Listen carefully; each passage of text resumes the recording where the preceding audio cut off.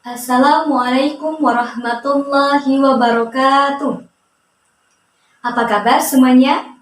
Semoga selalu dalam keadaan sehat walafiat ya. Bertemu lagi di channel Ibu, yaitu channel Tri Anggi Nur Huda. Hari ini Ibu akan membahas tentang pembelajaran fikih di MTS ataupun di SMP. Baiklah, sebelum Ibu menjelaskan materinya, alangkah baiknya kita berdoa terlebih dahulu. Berdoa mulai. Bismillahirrahmanirrahim.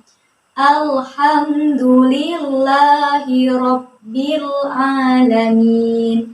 Ar-Rahmanir-Rahim. Maliki yaumiddin. Iyyaka na'budu wa iyyaka nasta'in. Ihdinas siratal mustaqim. Siratal ladzina an'amta 'alaihim ghairil maghdubi 'alaihim waladdallin. Amin. Rabbi shrah li sadri wa yassir li amri wahlul 'uqdatam min lisani yafqahu qawli. Amin ya rabbal alamin.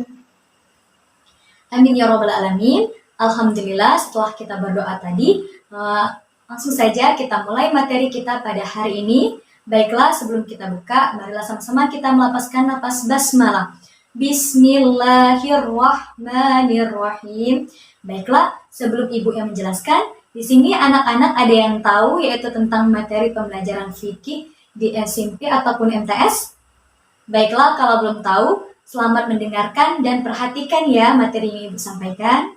Semoga nantinya dapat bermanfaat. Baiklah, Ibu akan langsung saja yaitu menjelaskan materi kita pada hari ini. Sebelum Ibu menjelaskan, di sini pastinya anak-anak sudah tahu apa yang Ibu bawa, yaitu benar sekali, buku tuntunan sholat. Nah, di sini Ibu hari ini akan membahas tentang fikih ibadah, tetapi sebelum Ibu menjelaskan tentang fikih ibadah yang Ibu sampaikan, alangkah baiknya kita terlebih dahulu mengetahui tentang pengertian dari fikih itu sendiri. Baiklah, A. Pengertian fikih. Secara etimologi, fikih berasal dari perkataan faqiha yafqahu fiqhan yang berarti mengerti, faham. Secara terminologi adalah memahami agama secara mendalam dengan beberapa aspeknya. Fikih menurut istilah syara adalah memahami sesuatu yang bisa menjadikan sahnya ibadah dan muamalah. Selanjutnya, kita akan membahas apa tujuan dari fikih itu sendiri. Tujuan pembelajaran fikih di SMP ataupun MTS adalah untuk memahami peserta didik agar dapat mengetahui dan memahami pokok-pokok hukum Islam secara terperinci dan menyeluruh, baik berupa dalil akli maupun nakli. B.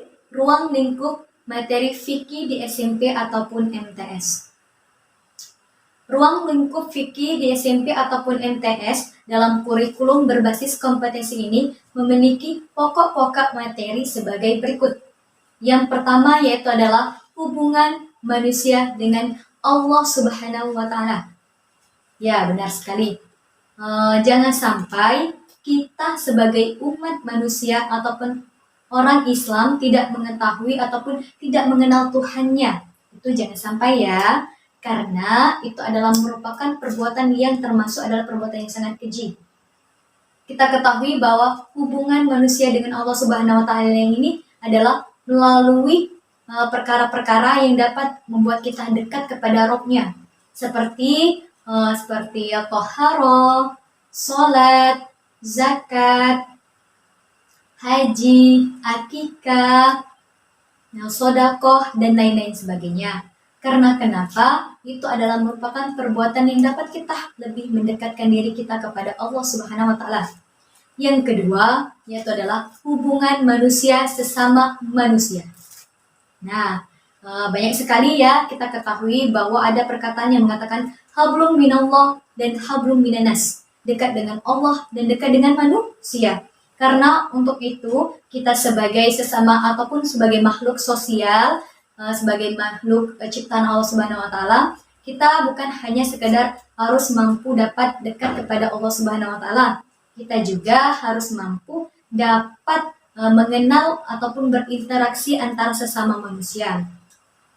Kita ketahui sendiri hubungan sesama manusia ini banyak sekali kaitannya. Seperti contohnya yaitu seperti muamalah, munakahat, jinayat, warisan, dan lain sebagainya. Itu adalah merupakan perbuatan yang dapat mendekatkan kita terhadap sesama manusia. Karena perbuatan itu adalah dapat membuat kita lebih mengenal sesama kita.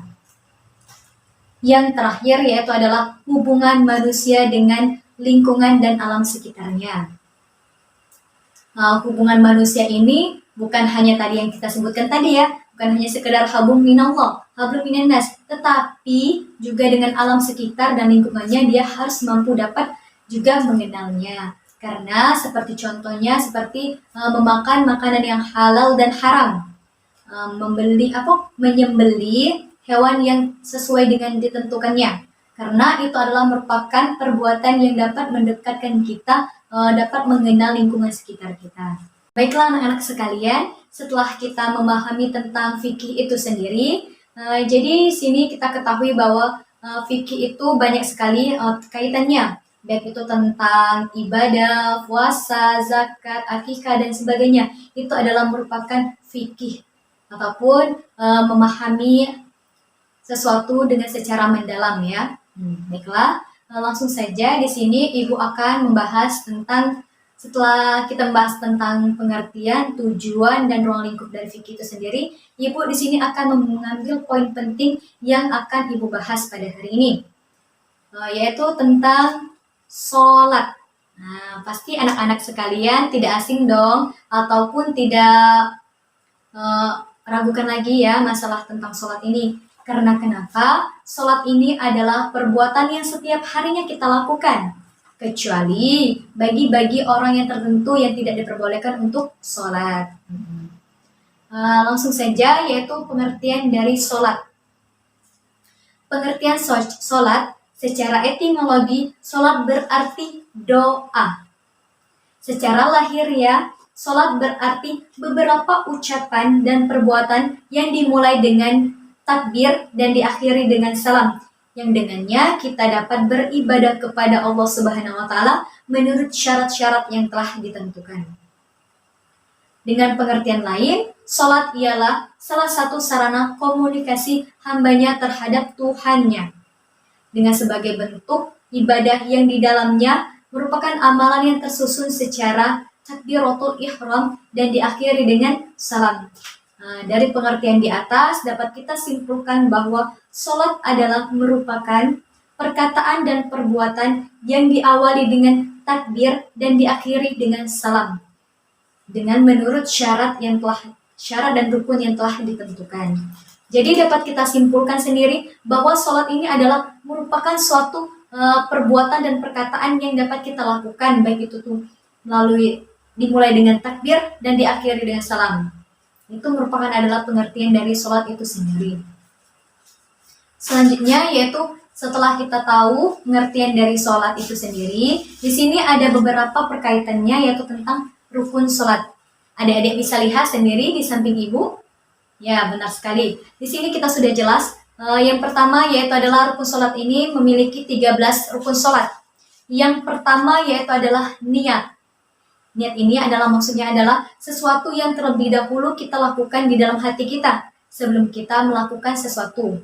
Karena ada hadis ataupun ada surat yang mengatakan innamal a'malu binniyat.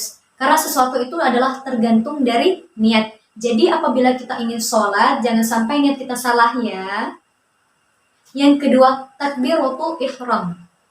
Yang ketiga, berdiri tegak. Yang keempat adalah membaca surat Al-Fatihah. Nah, di sini Ibu akan menjelaskan sedikit ya. Surat Al-Fatihah ini jangan sampai apabila kita lagi sholat, jangan sampai kita tinggalkan. Karena sholat bacaan doa bacaan soal surat Al-Fatihah ini adalah bacaan yang wajib yang harus dilafazkan oleh orang yang apabila melakukan sholat. Karena apabila sholatnya dilakukan tetapi tidak membaca surat Al-Fatihah, maka sholatnya itu tidak sah. Yang kelima, ruku.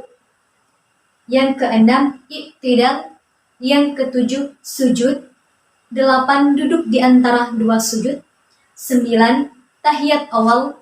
10, tahiyat akhir. 11, sholawat atas Nabi. 12, salam. 13, tertib. Nah, itu adalah merupakan rukun-rukun sholat yang harus kita penuhi sebelum kita melaksanakan sholat. Di sini kita ketahui sendiri, setelah kita mengetahui rukun sholat sendiri, ada beberapa hal yang dapat membatalkan kita sholat. Yang pertama yaitu adalah berhadas. Hadas ini sendiri ada dua jenis ya, hadas besar dan hadas kecil. Yang kedua, terkena najis yang tidak dimaafkan. Yang ketiga, berkata-kata dengan sengaja. Yang keempat, terbuka auratnya. Yang kelima, mengubah niat. Nah, tadi kan sudah Ibu jelaskan bahwa niat ini ada sesuatu yang harus benar-benar lurus atau tujuannya kepada Allah Subhanahu wa taala. Jangan sampai niat kita tadi salah ya, itu yang dapat membatalkan sholat kita.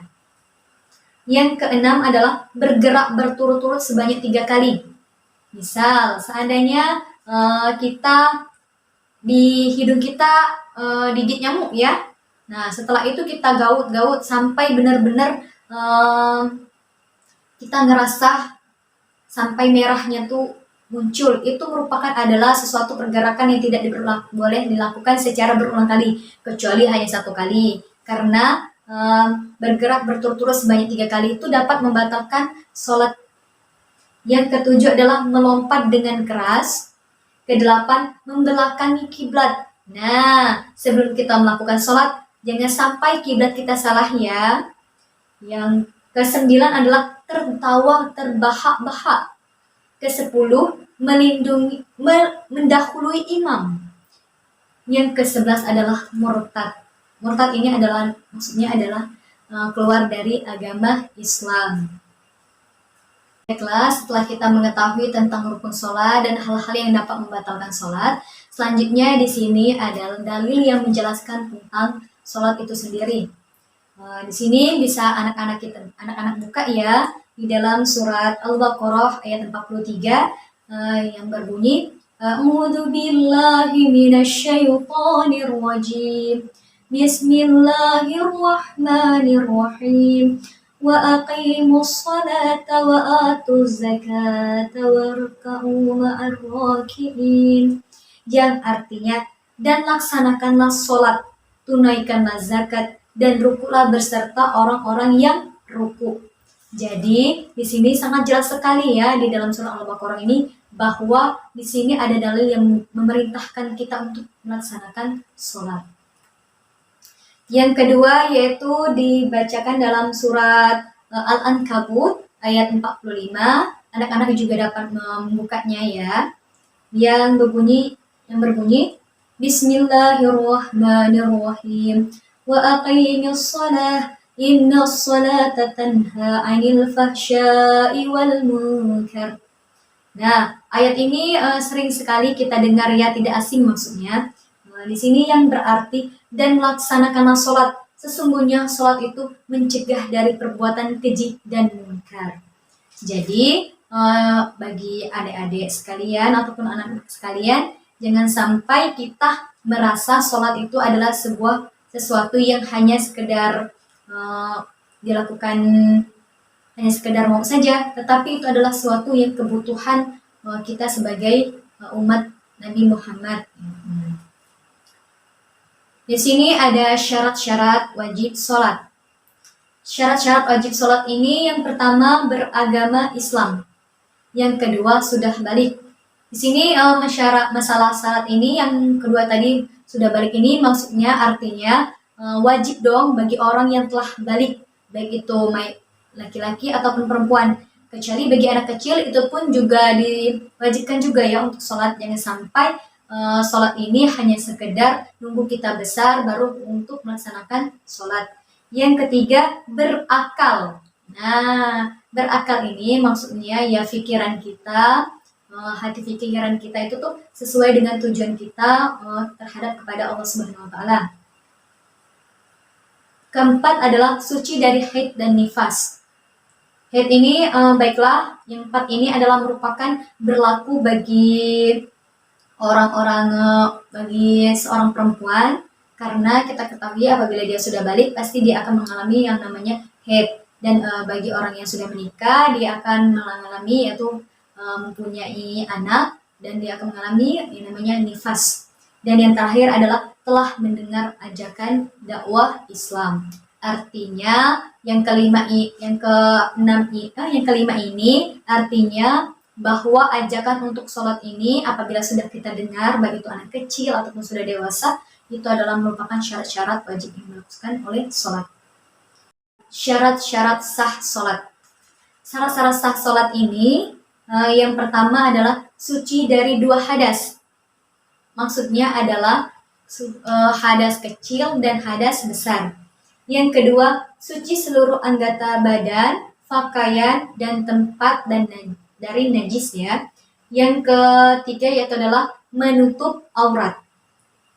Bagi laki-laki auratnya antara pusat dan lutut, sedangkan bagi perempuan seluruh anggota badannya kecuali muka dan telapak tangan. Yang keempat, masuk waktu yang telah ditentukan untuk masing-masing sholat. Artinya, jangan sampai kita melakukan sholat misalnya waktunya sesuai dengan hati kita. Padahal sebenarnya sholat itu sudah ditentukan sesuai dengan jadwalnya masing-masing ya. Yang kelima, menghadap kiblat. Yang keenam, mengetahui mana yang fardu dan yang sunnah. Yang ketujuh, menjauhi perkara-perkara yang membatalkan sholat. Tadi sudah Ibu jelaskan yang dapat membatalkan sholat tadi. Jangan sampai setelah kita sudah mengetahui hal-hal yang dapat membatalkan sholat kita tidak melaksanakan syarat-syarat sah yang sholat tersebut. Langsung saja kita cara melaksanakan sholat itu sendiri. Yang pertama yaitu adalah berdiri tegak menghadap kiblat dengan niat mengerjakan sholat.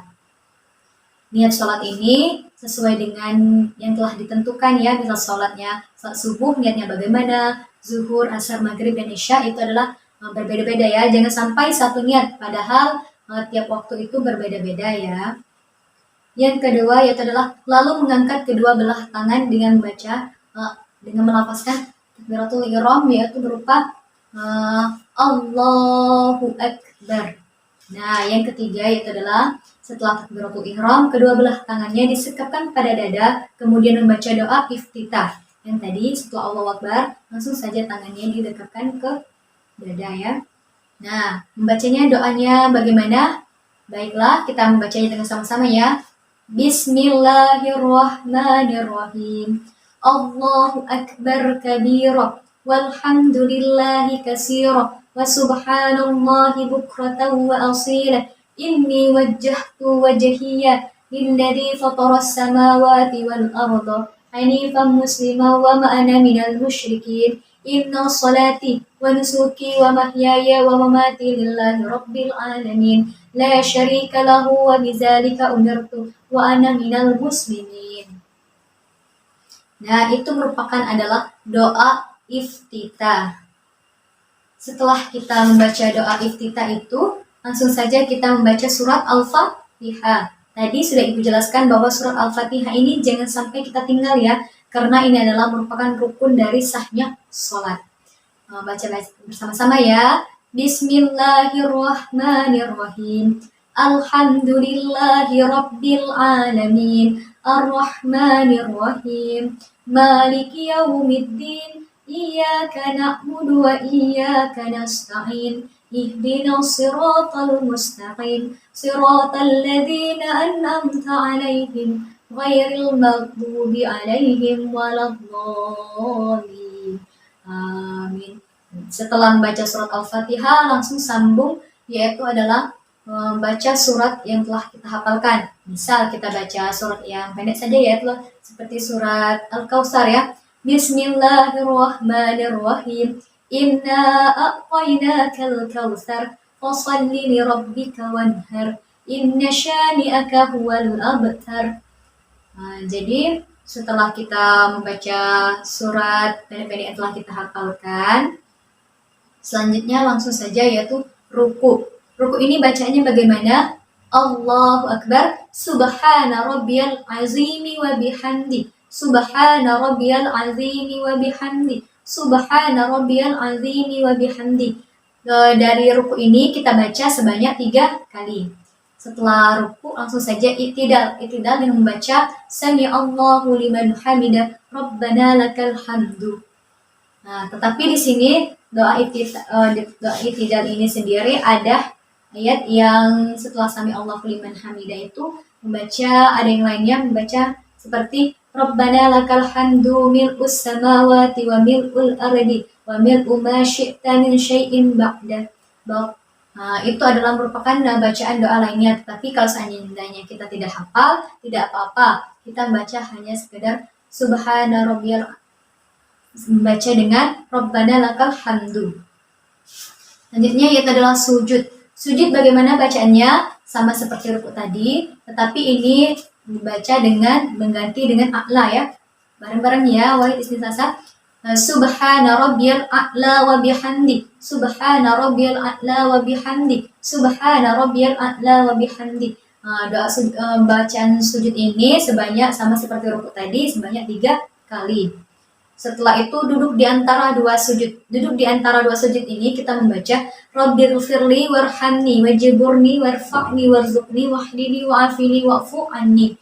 Ibu harapkan jangan sampai kita tidak membaca doa duduk di antara 2 sujud ini. Karena kenapa? Doa ini sangat bagus sekali artinya, karena yang artinya ya Allah, ampunilah dosaku, belas kasihanilah aku, dan cukupkanlah segala kekuranganku, dan Engkaulah mengangkat derajatku, dan berikanlah rezeki kepadaku, dan berilah aku petunjuk, dan berilah kesehatan kepadaku, dan berilah ampunan kepadaku. Nah, itu adalah arti dari doa di antara 2 sujud. Langsung setelah itu sujud kedua, sama seperti tadi membaca Subhana Rabbil A'la wa bihamdi, sudah bahas sebanyak 3 kali. Langsung saja yaitu adalah tahiyat awal. Tahiyat awal ini kita baca sama-sama ya. Bacaan lafaznya. Wahid istisasa. Bismillahirrahmanirrahim. At-tahiyatul mubarakatus salawatut thayyibatu lillah. Assalamu alayka ayyuhan nabiyyu wa rahmatullahi wa barakatuh. Assalamu alayna wa ala ibadillahi sholihin. Ashhadu an la, ingat, apabila sudah ashhadu Allah, tangan yang satu sebelah kanan kita angkat ya, seperti ini. Nah, ashhadu an la ilaha illallah wa ashhadu anna muhammadar rasulullah. Allahumma salli ala Muhammad wa ala ali Muhammad. Nah, itu merupakan bacaan tahiyat awal. Itu merupakan bacaan sampai situ saja ya tahiyat awalnya. Nanti selanjutnya yaitu adalah duduk tasyahud akhir, yaitu membaca, kita tambah. Tadi sudah sampai Sayyidina Muhammad tadi, kita tambah lagi, kita ulang dari awal ya. At-tahiyatul mubarakatus salawatut thayyibatu lillah. Assalamu alayka ayyuhan nabiyyu wa rahmatullahi wa barakatuh. Assalamu alayna wa ala ibadillahi sholihin. Ashhadu an la ilaha illallah wa ashhadu anna Muhammadar Rasulullah. Allahumma salli ala sayyidina Muhammad wa ala ali sayyidina Muhammad kama sallaita ala sayyidina Ibrahim wa ala ali sayyidina Ibrahim wa barik ala sayyidina Muhammad wa ala ali sayyidina Muhammad kama barakta ala sayyidina Ibrahim wa ala ali sayyidina Ibrahim fil alamin innaka Hamidum Majid. Sudah, setelah kita membaca tahiyat akhir, langsung saja kita salam. Salam ini aturannya bagaimana? Yang pertama, misalnya ya, Assalamualaikum warahmatullahi wabarakatuh. Assalamualaikum, setiap kata kum kita langsung ke kanan ya. Langsung, Assalamualaikum warahmatullahi wabarakatuh. Terus langsung saja sebelah kirinya, Assalamualaikum warahmatullahi wabarakatuh. Setelah kita salam, langsung yang terakhir yaitu adalah tertib. Nah, itu merupakan adalah tata cara bagaimana kita melaksanakan sholat. Jadi setelah kita mempelajari tentang cara sholat tadi, jangan sampai kita lupa ya. Apabila adik-adik masih lupa, dapat kita lihat di buku tuntunan sholat. Karena buku tuntunan sholat ini sangat lengkap sekali bagi adik-adik yang ingin belajar melaksanakan sholat. Nah, baiklah, mungkin itu saja materi yang Ibu dapat sampaikan. Semoga bermanfaat bagi semuanya. Semoga materi ini dapat kita ambil ibrohnya dan baiknya untuk dapat kita praktekkan di kemudian hari sebagai pembekalan hidup kita sehari-harinya. Ibu selaku materi pada hari ini, mohon maaf apabila ada salah kata. Kepada Allah Ibu mohon ampun, dan Ibu akhiri wabillahi taufiq wal hidayah waridu wal hinayah, dan Ibu akhiri wassalamualaikum warahmatullahi wabarakatuh. Nah, bagaimana adik-adik pembelajarannya pada hari ini? Sangat menyenangkan ya? Tentu dong. Jangan lupa materi ini disimpan dan diingat ya, untuk dapat menjadi bekal kita pada kemudian hari ininya. Jangan lupa like juga dan komen, dan juga jangan lupa subscribe di bawahnya ya. Terima kasih.